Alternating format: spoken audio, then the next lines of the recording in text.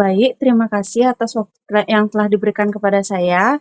Sebelumnya, selamat pagi kepada Ibu dosen. Di sini izin saya untuk mempresentasikan mengenai konseling penggunaan obat konvensional yang dikombinasikan dengan fitofarmaka. Di sini izinkan saya untuk memperkenalkan diri secara singkat. Perkenalkan, nama saya Ida Ayumanda Devi Pratiwi Kemenuh dengan NIM 2511011035. Program studi yang saya ambil yaitu Pendidikan Profesi Apoteker.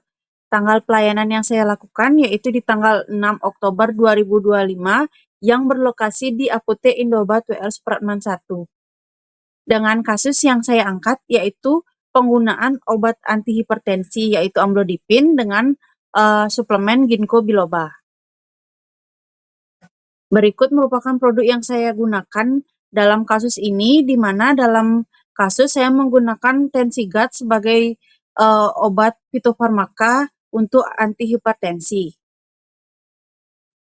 Yang pertama, dalam aspek pengalaman, saya mendapatkan pengalaman yang berharga selama proses memberikan edukasi kepada pasien. Pengalaman yang saya dapatkan itu dari berbagai aspek. Yang pertama dari aspek komunikasi, lalu aspek pengetahuan klinis saya, dan juga pemahaman tentang karakter ataupun perilaku pasien-pasien yang ada. Selanjutnya ada perasaan, di mana perasaan saya saat melakukan konseling ini, saya merasa senang karena dapat membantu pasien dalam memahami pentingnya kepatuhan dalam penggunaan obat. Selain itu juga memberikan edukasi yang bermanfaat kepada pasien. Namun saya juga sedikit khawatir karena pasien lebih mempercayai penggunaan vitamin daripada penggunaan obat konvensional. Hal ini menimbulkan tantangan bagi saya untuk menyampaikan informasi dengan bahasa yang mudah dipahami tanpa menimbulkan rasa takut maupun penolakan dari pasien tersebut. Lalu selanjutnya dari aspek pembelajaran, di mana terapi non-farmakologi itu memiliki peranan yang penting dengan keberhasilan terapi yang dilakukan oleh pasien hipertensi. Lalu perlu kehati-hatian dalam memberikan rekomendasi obat herbal maupun suplemen kepada pasien dengan cara mencari bukti IBM obat tersebut. Lalu pembelajaran yang dapat diambil juga yaitu komunikasi yang baik dan edukatif akan memberikan kesan yang baik dan pasien akan lebih merasa didengarkan dan juga akan mengikuti anjuran ataupun saran yang diberikan oleh seorang apoteker. Selanjutnya yaitu evaluasi diri, di mana saya menilai komunikasi saya sudah cukup dalam membangun kepercayaan kepada pasien dan memberikan edukasi yang jelas. Namun saya juga menyadari bahwa saya perlu memperbaiki cara merekomendasikan obat herbal dengan memastikan bukti ilmiah yang kuat sebelum menyarankan kepada pasien tersebut. Selanjutnya, rencana perbaikan yang dapat saya ambil yaitu meningkatkan pengetahuan saya mengenai interaksi obat dan juga pengobatan herbal. Lalu yang kedua, melatih keterampilan dalam berkomunikasi agar lebih persuasif dan juga mampu mengubah pikiran pasien dan juga perilaku pasien tanpa terkesan memaksa. Lalu yang ketiga, menekankan kolaborasi antara profesi dokter dengan apoteker agar pasien lebih mendapatkan terapi yang komprehensif. Lalu selanjutnya adalah meningkatkan monitoring pasien dengan mengajak pasien untuk rutin kontrol tekanan darah di apotek. Berikut mini review jurnal yang saya gunakan dalam pembuatan tugas, di mana dalam jurnal tersebut menyebutkan bahwa ginkgo biloba itu dapat menghambat metabolisme amlodipin, karena itu diduga terjadi interaksi antara amlodipin dan juga ginkgo biloba. Sehingga penggunaan antihipertensi amlodipin tidak boleh dibarengi dengan penggunaan suplemen ginkgo biloba. Berikut akan ditampilkan video saya dalam melakukan konseling kepada pasien yang berlokasi di Apotek Indobat WR Supratman 1.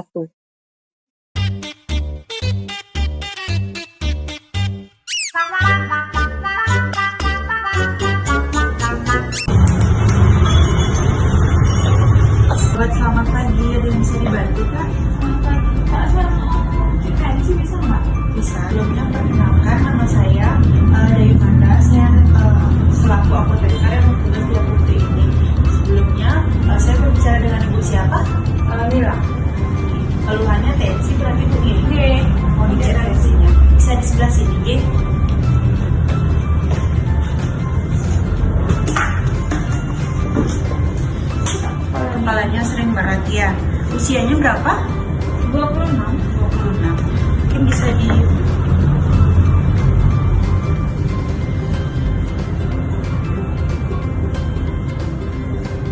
saya cek tensinya Bu ya. Nanti selama pengecekan tensi mohon untuk tidak berbicara dan duduknya bisa rileks ya.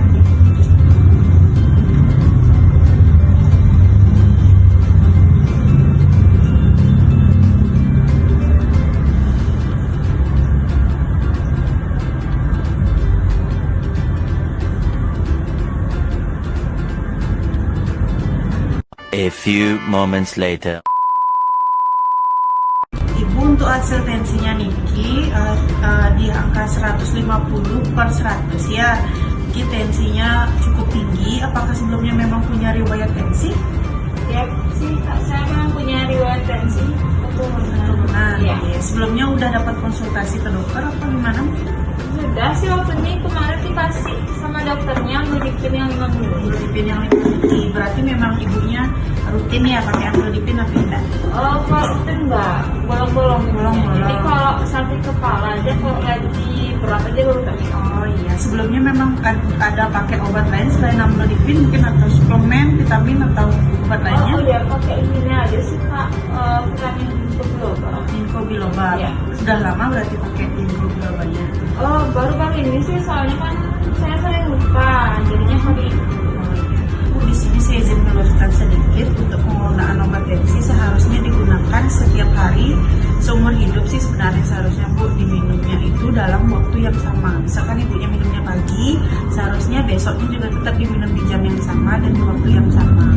Dan untuk penderita hipertensi seharusnya tidak disarankan untuk mengkonsumsi suplemen yang ada kandungan dengan ginkgo biloba, di mana karena ginkgo biloba itu sebenarnya dia bisa memperparah tensi karena dia kan pelancar pelancar darah, juga melancarkan sirkulasi darah. Jadi itu yang bikin tensi kan bisa jadi naik karena konsumsi ginkgonya seperti itu. Oh, berarti selama ini saya salah dong. Iya. Minum obat. Terus gimana Kak? Untuk ginkgonya saya sarankan untuk di stop. Dan ibunya masih punya obat tensi di rumah itu gimana? Kebetulan enggak. Udah habis ya. Sebelumnya pakainya amlodipin yang dosis 5 mg ya. Yang paten atau yang biasa? Saya pakai merek yang Norpas. Pas yang 5 mg ya. Oke, sebentar saya ambilkan Bu. Niki Norpasnya mungkin mau langsung dibeli satu box isi 3 strip, jadi untuk 1 bulan kayak boleh. Nanti saya boleh rekomendasikan juga dengan suplemen tambahan. Saya ada tensi guard, nanti boleh diminum 3 kali sehari. Nanti penggunaannya selama 3 bulan. Kalau untuk Norpasnya ini nanti diminumnya sekali sehari ya, setelah makan di waktu yang sama. Nanti untuk menghindari lupa penggunaan obat ini nanti boleh dibuatkan alarm. Misalkan ibunya minum jam 8 pagi setelah sarapan, nanti boleh dibuatkan alarm setiap jam 8 kan biar minumnya rutin ya. Untuk expired obatnya dia 2027 bulan April ya, yang ini dia Agustus 2028 nanti boleh dikombinasikan jadi lebih aman. Untuk ginkgonya nanti boleh di stop aja penggunaannya nih Bu ya. Nanti untuk terapi alaminya nanti boleh Ibu kurangi konsumsi garam karena garam juga terlalu banyak makan garam juga bisa buat tensinya tinggi Bu ya. Terus rajin berolahraga, nanti boleh peregangan sebentar atau mungkin jalan ke lapangan renon itu 2 putaran atau 1 putaran, dan juga hindari untuk tidur terlalu malam Bu ya. Ibunya sering gini ada rasa sulit tidur. Iya, kalau malam biasanya gini sih. Begadang ya, ini kadang juga jadi faktor pemicu sih, makanya tensinya terlalu tinggi. Nanti jika sudah menggunakan obat ini juga, misalkan ada timbul reaksi efek samping, terutama di bagian tensi guardnya, nanti boleh di stop aja penggunaannya Bu. Nanti untuk terapinya dilihat dulu selama 3 bulan saja untuk tensi guardnya. Kalau ini nanti minumnya setiap hari. Ada yang ditanyakan mungkin? Kalau bisa diminum barengan apa? Oh, di jeda. Lebih baik di jeda aja sih, nanti Norpasnya dulu, boleh 1 jam setelahnya baru diminum tensi guardnya. Ada yang ditanyakan? Saya totalkan dulu ya. Untuk pembayarannya pakai QRIS atau pakai cash, Bu? Pakai QRIS ya. Untuk total semuanya 304.000 ya. Scan plus ini ya. Ya, scan-nya di sebelah sini.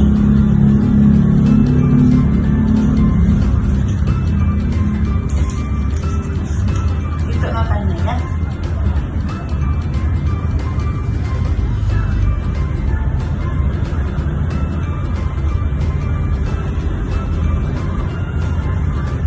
Sudah Pak ya? Oke, sudah masuk ya.